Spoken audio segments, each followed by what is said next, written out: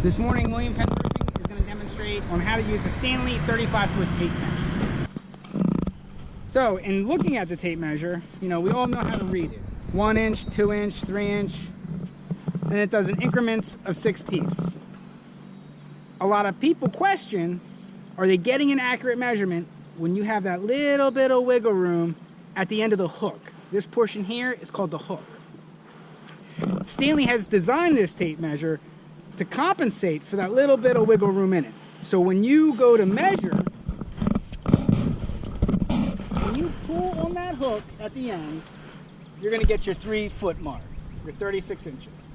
If we were butting into a piece of material, butting in is when the tape measure doesn't get hooked, it gets butted into.